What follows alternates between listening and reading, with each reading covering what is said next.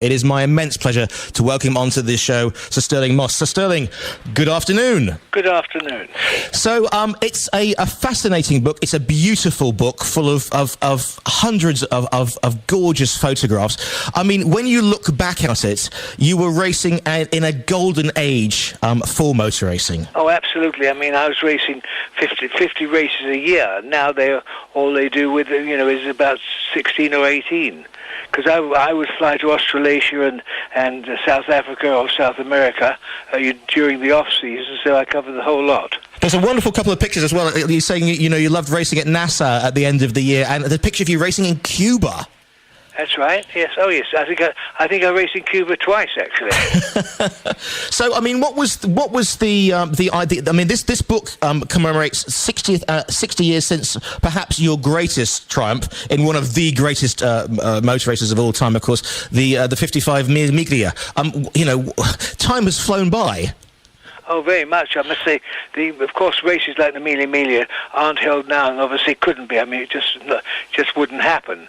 Because it was extremely dangerous, and they had something like 700 entries.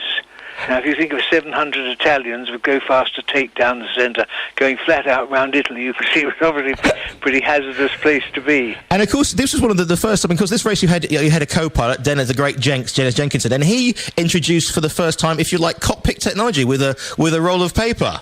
Oh, absolutely. I think we call it our toilet roll, and it was, I think, about 27 metres long, I think, and on there, because there's no way we were going to remember all the corners, it just isn't possible. And so we made this out and wrote sketches to show what corner was like, whether it went to the right or the left or over a brow or something like that. And then Jenks interpreted what we'd written before and gave me hand signals, like if you take your hand and wave it up and down very fast, that would be slower.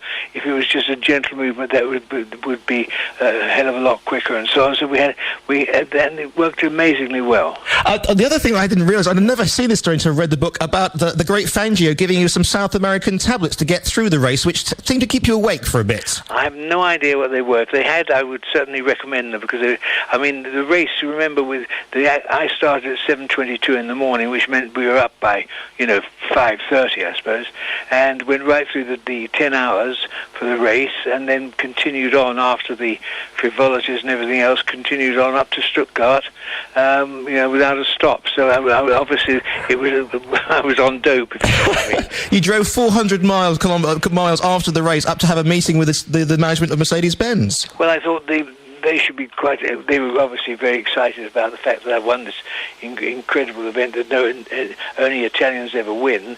And so I thought, well, the best thing I could do really is drive up there and show them the car. I didn't drive in the racing car, but go up there and sort of meet them and go on local radio and all that sort of stuff. Of course, you were sort of an Englishman racing for a German team.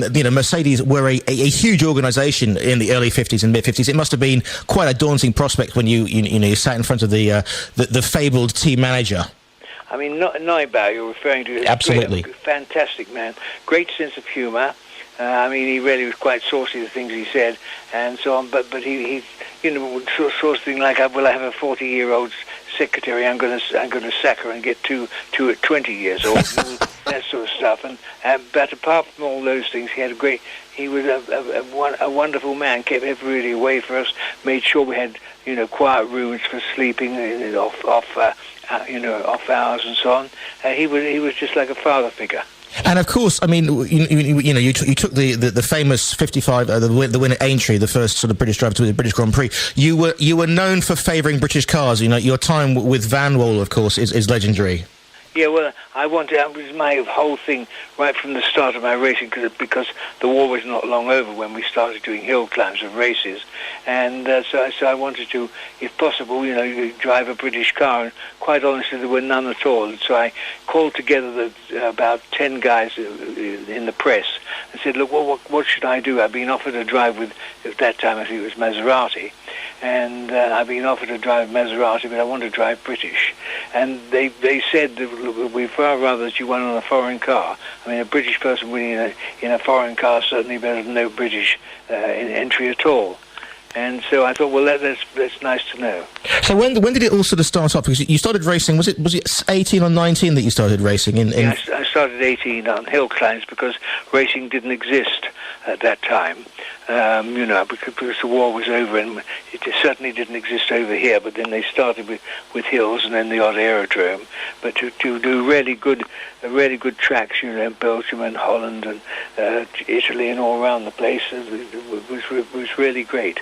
I mean, it must have been, it was an extremely dangerous time, but it must have been an awful lot of fun as well, because there seems to be an awful lot of camaraderie between, yourself, Tony Brooks, Peter Collins, Mike Hawthorne, Mike Hawthorne. Sorry, I mean, there was a real sort of clubby atmosphere to young men going around Europe and further afield and racing basically most weekends. Oh, absolutely. I mean, it was every weekend, at least one race, but we were, we were really good friends. And of course, but once the flag fell for the start of a race, then we were, enemies, and we'd just go like hell to try and beat the other. And of course, it wasn't just Formula One that you were racing, or Formula racing. I mean, you were doing long distance sports cars. You famously with the hair in the 1959 at Le Mans, you were the hair that broke the Ferraris, of course, with your Aston Martin. Yeah, absolutely. I mean, I would drive anything, quite frankly. I mean, just tell you one funny story. At Monaco, I was in Formula 3, we're talking now 1946 or 7, and I was very young, and we did they had a race for Formula 3 cars at that time. Formula 3 was 500cc, and I had a Cooper Norton. And they went out in practice, which was 7 in the morning, because obviously we weren't as important as the main cars. And we went round and practiced for half an hour or so, and then came in, and Pete Collins and myself said, let's go and have a cup of coffee in the Hotel de Paris, which we did. And there was a dear old English lady in there. She said, were you one of those young men making all that noise? So we said, yes, I'm afraid we were. What were you doing, she said. I said, we were practicing. She said, can't you go and practice somewhere else? She obviously wasn't an enthusiast. Absolutely not. Again, we're saying you're racing all over the world. Also, the foreword to this book is by another British world champion. Of course, it's Lewis Hamilton. What's your opinion of a young Lewis, and how different is he? Of course, the modern Formula One driver from your day, as it were. Well, I mean, really, if you're going to be a champion this year, you also will have the same sort of thing 10 years ago and 10 years ahead. I mean, there's always the top, the middle, and the bottom, And I must say, I mean, Lewis, for instance, who is tremendously fast. I mean, he's one of the late breakers, very exciting to watch, very, very good. He's got a Mercedes engine, which is almost mandatory if you want to win. But I think he's doing a tremendous job for us, quite frankly. I mean, looking back at it, would you like to be a modern racing driver? Or do you think again you were racing in the most? No, they don't have anything like the fun we used to. We had a lot more fun. I mean, socialising and chasing the crumpet and all that sort of stuff. I mean, now they're very much more. They have to go. I mean, if Lewis wins a race, he has to go over and chat up Vodafone and things like that. Well, in my time, Vodafone didn't exist, and so we were free to go and chase the crumpet. So I suppose we were quite lucky at that point, or you were quite lucky that we didn't have social media and whatever following your every move then, Sir Stirling. Oh, we certainly did. I can tell you, if I took a girlfriend out, I'd get more publicity than somebody I didn't know that well, or even winning a race. So, who? I mean, you've raced with some of the greats. Was Fangio perhaps the greatest teammate, the greatest? In my opinion, Fangio was the greatest Formula One driver. For whatever reason, I could beat him in sports cars. I don't know why, but I could. But in Formula One, which of course is the pinnacle of racing, he certainly was the best, and I think, frankly, is unsurpassed now. I think that Senna was somebody of his class, as was Jimmy Clark. Yeah, absolute greats. One of my colleagues has just rushed in with a piece of paper. He is was it your grandfather, Richard? Just one second. Was it your grandfather, Richard? Grandfather, yeah. Grandfather was Cyril Keefe, I believe. Who used cars you raced? No, Cyril Keefe was the guy who made a car. That's right. I knew him. He's from Wales, actually. Not related or anything. So you're still keeping yourself obviously in the racing thing. I mean, after the horrendous crash at Goodwood, you didn't. You tried to come back to racing. Some say you tried to come back a little too early. I was certainly a year too early at that. Yes. And you see, it's easy to say that now, but if you were there at the time, the press were always calling up Stirling. You're going to be at the Spa Grand Prix this weekend. You're going to go to Monza with this. They kept on and on. And I thought, well, I must give them a decision. I went to Goodwood, and although my time was quite good, it wasn't quite as fast as before, but I just didn't know that I could make it, and so I thought, well, really, rather than carry on in the sport as it has been, and which is awful, I'll announce my retirement. And I think in hindsight I should have waited another year, and I think things would have been a lot better. But otherwise I found myself at the age of 32, with no business. So I had to work for a living. It nearly killed me. But because after the Goodwood crash, you were unconscious. You were in a coma I was unconscious for a month and paralysed for 6 months on one side. Yeah, so it was quite serious. Yeah, absolutely. But I've read the book The Racing Driver by Dennis Jenkinson of that time.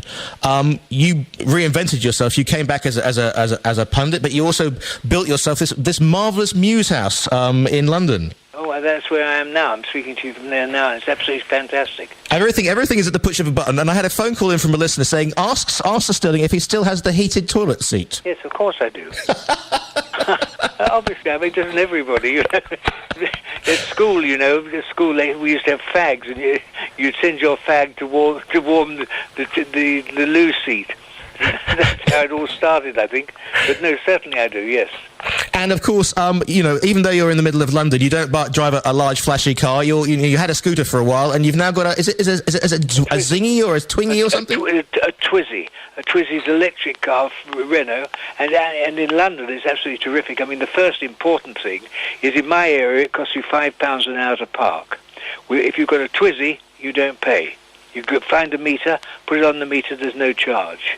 Apart from that, it's quiet, it's easy to park. It's really got a tremendous amount of things going for it, particularly if you happen to live in London. I mean, I wouldn't expect to go on a journey much further than the North Circular, but that's plenty. And of course, you are as busy now as you ever were when you were racing. Oh, certainly, just as much. I mean, flying all over the place, which is wonderful. I mean, I've just got back from doing the Mille Miglia, or not doing it, but being connected with it and so on. And, of course, there's Goodwood coming up, and there's events really very frequently. And the Goodwood Revival is obviously a fantastic event, and it's one that you celebrated your birthday at a couple of years ago as well, with a Marilyn Monroe lookalike and a certain chauffeur called Damon Hill. That's correct. Absolutely correct. What are your next plans then? Is it British Grand Prix for you, and then the busy the rest of the summer? Yeah, the British Grand Prix, of course, is coming up, and I've got other events that I shall be going to, and just generally sort of keeping as close as I can to the people in the sport and enjoying it. The book is called Stirling Moss, My Racing Life. It came out earlier on this month. Also is in conjunction with the wonderful Simon Teller. So Stirling Moss, it's been a pleasure to speak to you today. Thanks a lot.